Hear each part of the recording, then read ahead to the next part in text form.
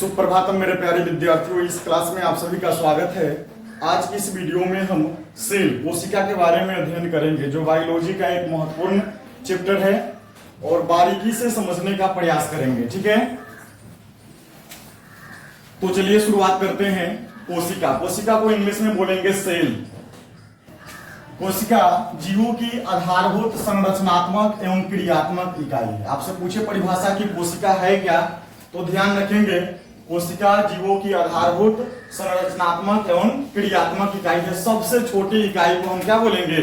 कोशिका बोलेंगे। और मान होता है, या फिर कह लीजिए कि जैसे ईंट को मिलाकर के महल का निर्माण होता है, उसी तरह से कोशिकाओं को मिलाकर के एक शरीर का निर्माण होता है। तो हमारे अंदर करोड़ों कोशिका है। मृत कोशिका की खोज, सबसे पहले कोशिका की खोज की जाए तो मृत कोशिका की खोज सर्वप्रथम रॉबर्ट हुक ने कार्क की पतली काट में किया था 1665 ईस्वी में। ये किया मृत कोशिका की खोज, मरा हुआ कोशिका की खोज किया। तो यहां से ऑब्जेक्टिव पूछता है कि कोशिका की खोज सर्वप्रथम किसने किया, तो रॉबर्ट हुक ने किया। या फिर मृत कोशिका की खोज किसने किया, रॉबर्ट हुक ने किया। या फिर रॉबर्ट हुक ने किस प्रकार की कोशिका की खोज की, तो मृत कोशिका की खोज की। ठीक है, कार्क जो होता है यह एक पदार्थ होता है जो वृक्ष के छाल से प्राप्त होता है। ध्यान रखेंगे, कार्क क्या है? एक पदार्थ है जो किसमें पाया जाता है? वृक्ष के छाल में पाया जाता है।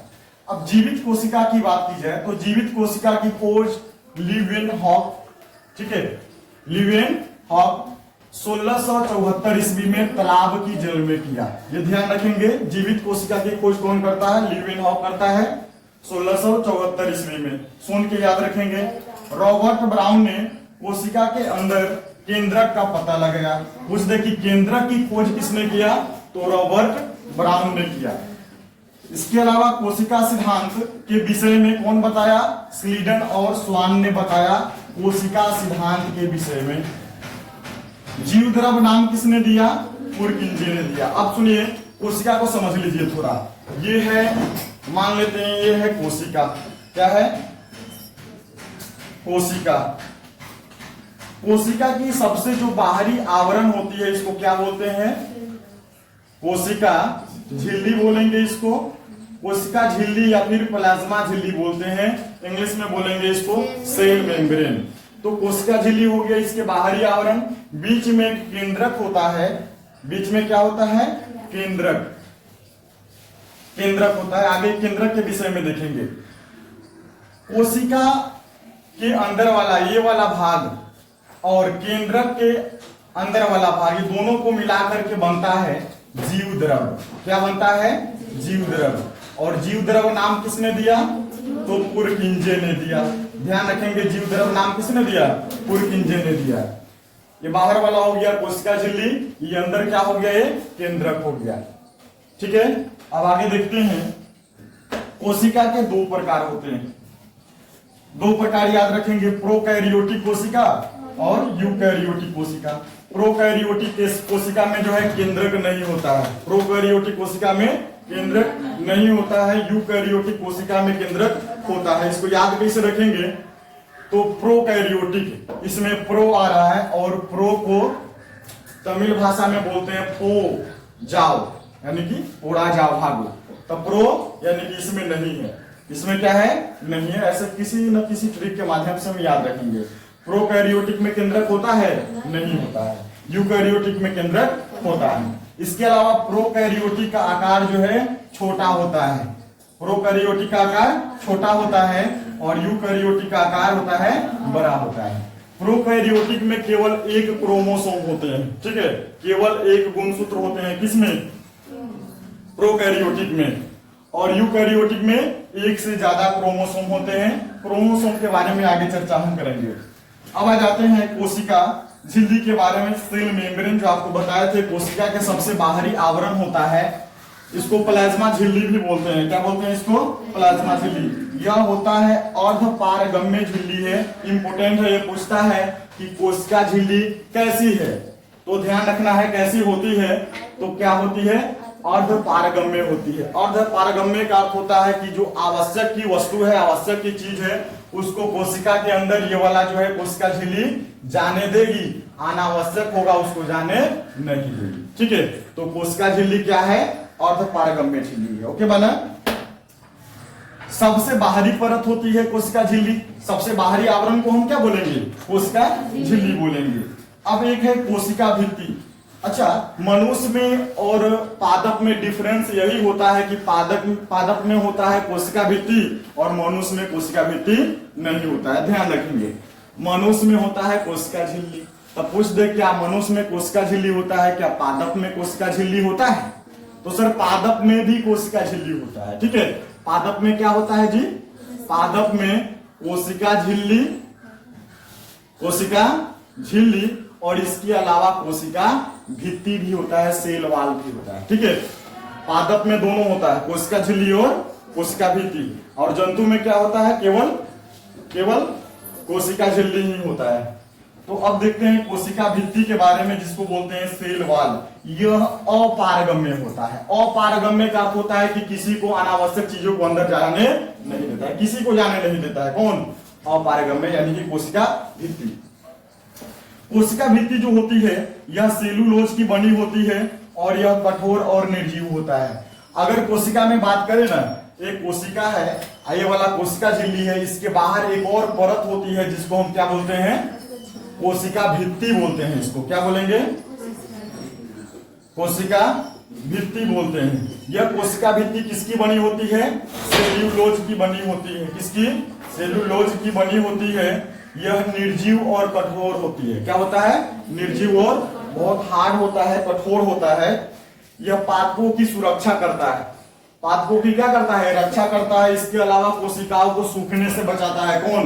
कोशिका भित्ति। सब में ऑब्जेक्टिव है कि पादप को सूखने से कौन बचाता है? कोशिका झिल्ली बचाता है कि कोशिका भित्ति बचाता है?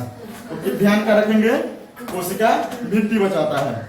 इसके अलावा कोशिका भित्ति के कारण ही पादपों को, यानी कि पेड़ पौधों को सर्दी गर्मी का एहसास नहीं होता है। कितना हो गर्मी हो, कितना हो ठंड हो, कोई प्रभाव या फिर कोई असर नहीं पड़ता है। किसके कारण नहीं पड़ता है? कोशिका भित्ति के कारण नहीं पड़ता है। ठीक है, तो पादप में कोशिका झिल्ली भी होता है और कोशिका भित्ति भी होता है, लेकिन जंतु में क्या होता है? कोशिका झिल्ली ही होता है, कोशिका भित्ति इसमें नहीं होता है। ध्यान में रखिएगा इसको। आगे केंद्रक की बात करते हैं। तो केंद्रक की खोज किसने किया था? रॉबर्ट ब्राउन ने। इसको हम केंद्रक बोलेंगे। रॉबर्ट ब्राउन ने इसका खोज किया। इसके चारों ओर दोहरे परत की एक अस्तर होता है, एक झिल्ली होता है। इसके चारों ओर क्या होता है? दोहरे परत की झिल्ली होती है। यह गाढ़ा कलर के होता है, गाढ़ा होता है, ब्राउन कलर के होता है। ठीक है, जिसको हम केंद्रक बोलते हैं। केंद्रक में क्या होता है? तो केंद्रक में होता है क्रोमोसोम। केंद्रक में क्या होगा? क्रोमोसोम होगा, यानी कि लिंग गुणसूत्र होगा। ठीक है, क्रोमोसोम होगा। और क्रोमोसोम में होता है अनुवांशिक गुण, जो डीएनए के माध्यम से अगली संतान में क्या होता है? चला जाता है। किसी भी जीव में डीएनए के माध्यम से चला जाता है अगली संतान में। डीएनए क्या है? तो डीएनए का फुल फॉर्म होता है डीऑक्सीराइबोन्यूक्लिक एसिड या अम्ल। डीऑक्सीराइबोन्यूक्लिक अम्ल होता है। और डीएनए की सबसे छोटी इकाई या फिर सबसे छोटी क्रियात्मक इकाई को क्या कहते हैं? जीन कहते हैं। इसके अलावा डीएनए की खोज किसने किया? वाटसन और क्रिक ने किया। याद रहेगा, डीएनए की खोज किसने किया? वाटसन एंड क्रिक ने किया। इसमें देखिए क्या, फिर से रिवीजन कर लीजिए एक बार। कोशिका जो है जीवों की आधारभूत संरचनात्मक एवं क्रियात्मक इकाई है। सर्वप्रथम कोशिका की खोज जो है किसने किया? रॉबर्ट हुक ने 1665 ईस्वी में किया। और किया तो जीवित कोशिका की खोज किया कि मृत कोशिका की खोज किया? मृत कोशिका की खोज किया ना।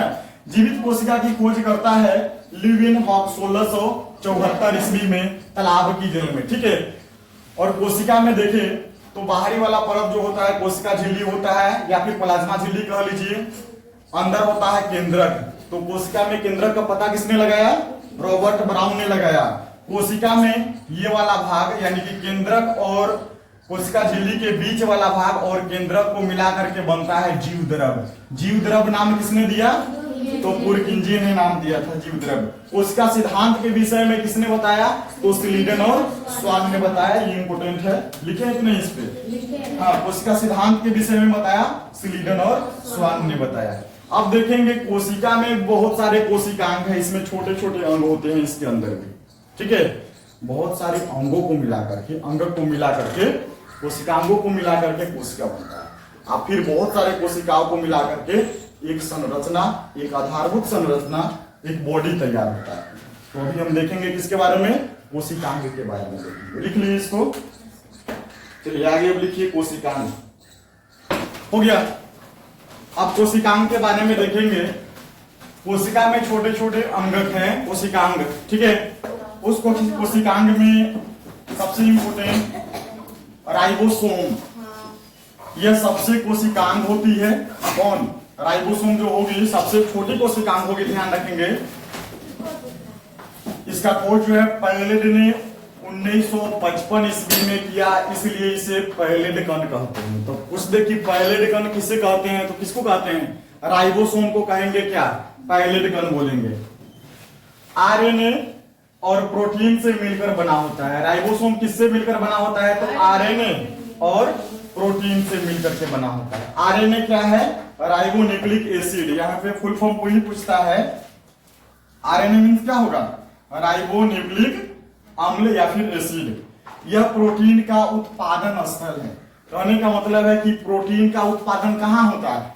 तो राइबोसोम में होता है, ठीक है। प्रोटीन का उत्पादन कहाँ होगा?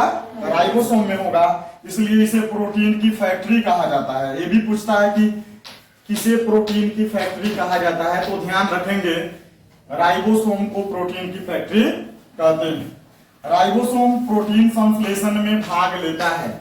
ऑप्शन में कैसे पूछता है कि इनमें से कौन प्रोटीन संश्लेषण में भाग लेता है, तो कौन लेता है?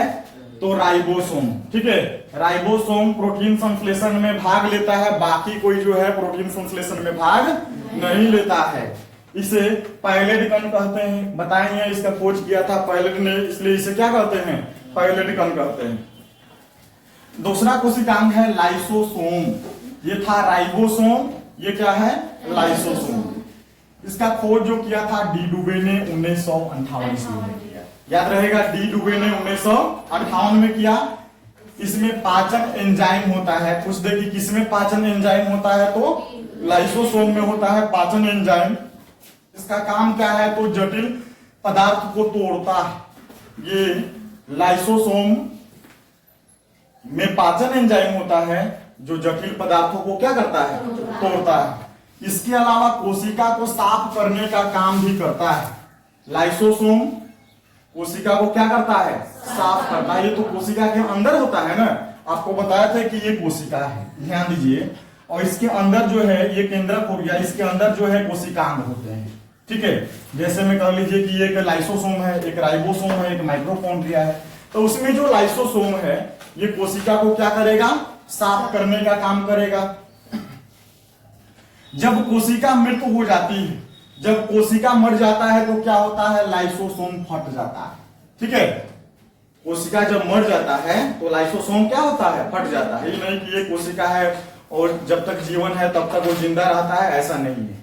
अच्छा, ब्लड भी जो क्या है, ब्लड भी एक समय आता है 120 दिन के बाद आरबीसी क्या हो जाता है? मर जाता है, समाप्त हो जाता है। उसी तरह से ये कोशिका भी मृत हो जाती है एक समय में, तो लाइसोसोम क्या होता है? इसमें फट जाता है। जैसे ही मरेगा तो लाइसोसोम फट जाएगा, और जब लाइसोसोम फट जाता है तो उसमें जो एंजाइम होता है वो एंजाइम जो है उसी को क्या करता है? पाचित कर देता है, खा जाता है, ठीक है। उसी को एंजाइम खा जाता है, इसीलिए इसको आत्मघाती थैली कहते हैं। ये इंपोर्टेंट है कि किसे आत्मघाती थैली कहते हैं, तो लाइसोसोम को हम कहेंगे क्या? आत्मघाती थैली कहेंगे। याद रहेगा ना, लाइसोसोम को क्या कहते हैं? आत्मघाती थैली कहते हैं। क्यों कहते हैं आत्मघाती थैली? आत्मघाती थैली क्यों कहते हैं? तो जब कोशिका मर जाती है तो लाइसोसोम फट जाता है, अब फट जाएगा, मर जाएगा, वहीं पे रहेगा तो क्या होगा? सड़ेगा। अब क्या करता है? उसमें का जो एंजाइम होता है वो अपने आप उसी को खा जाता है, पाचित कर देता है। इसीलिए इसे कहते हैं आत्मघाती थैली, अपने आप को घात पहुंचाने वाली, ठीक है। किसको कहेंगे? लाइसोसोम को कहेंगे। माइटोकॉन्ड्रिया सबसे इंपोर्टेंट। माइटोकॉन्ड्रिया खोज किया था अल्टमेन ने, इंपोर्टेंट है वीबीआई। अल्टमेन ने इसका खोज किया। इसे कोशिका का बिजली घर, कोशिका का पावर हाउस, ना, पावर हाउस ऑफ सेल, कोशिका का ऊर्जा गृह, ये 3 नामों से जाना जाता है। इसका मीनिंग एक ही है, अर्थ एक ही निकलेगा, लेकिन 3 नाम ध्यान रखेंगे। कोशिका का बिजली घर किसे कहा जाता है? माइटोकॉन्ड्रिया को। कोशिका का ऊर्जा गृह किसे कहा जाता है? माइटोकॉन्ड्रिया को। पावर हाउस ऑफ सेल किसे कहा जाता है? माइटोकॉन्ड्रिया को। ठीक है, इसमें जो ऊर्जा होती है एटीपी के रूप में संचित होती है। इंपोर्टेंट है, पूछ दे कि माइटोकॉन्ड्रिया में ऊर्जा किसके रूप में संचित होती है? तो एटीपी के रूप में संचित होती है। एटीपी क्या है? तो एडिनोसिन ट्राइफॉस्फेट। याद रखेंगे, एटीपी का फुल फॉर्म क्या होता है? Adenosine triphosphate. याद रहेगा, एडिनोसिन ट्राइफॉस्फेट। तो इसमें जो ऊर्जा संचित होती है किसके रूप में होती है? एटीपी के रूप में होती है। किसमें होती है? माइटोकॉन्ड्रिया में होती है। ठीक है, एक अलग है प्लास्टिड के बारे में। ठीक है, ये प्लास्टिड क्या है? तो ये पादप कोशिका में होता है। ये सब तो जंतु कोशिका में होता है। ठीक है, ये हम लोगों में होता है, जंतुओं में होता है। लेकिन प्लास्टिड जो है किसमें होता है? पादप कोशिका में होता है। बताए थे कि पादप कोशिका में कोशिका झिल्ली के अलावा एक और झिल्ली होता है। क्या होता है? कोशिका भित्ति होता है ना, सेल वॉल होता है। तो प्लास्टिड को ध्यान रखेंगे, किसमें होता है? पादप कोशिका में होता है। इसके 2 प्रकार हैं, एक है क्रोमोप्लास्ट और दूसरा है ल्यूकोप्लास्ट। ठीक है, क्रोमोप्लास्ट जो है रंगहीन होता है, इसका कोई रंग, सॉरी, क्रोमोप्लास्ट जो होता है रंगीन होता है। ठीक है, और ल्यूकोप्लास्ट जो होता है ये रंगहीन होता है, यानी कि इसका कोई रंग नहीं होता है। रंगहीन यानी कि बिना रंग वाला होता है, सफेद टाइप का होता है, बिना रंग वाला। जैसे पानी को ले लीजिए आप, पानी का कोई रंग नहीं ना होता। आगे, जिस क्रोमोप्लास्ट में क्लोरोफिल वर्णक होता है उसे कहते हैं क्लोरोप्लास्ट कहते हैं। अब जिस क्रोमोप्लास्ट में क्लोरोफिल वर्णक होगा उसे क्या कहेंगे? क्लोरोप्लास्ट कहेंगे। इसको ध्यान रखेंगे, क्लोरोप्लास्ट। पौधे के प्रकाश संश्लेषण में ये क्लोरोप्लास्ट जो है आवश्यक होता है।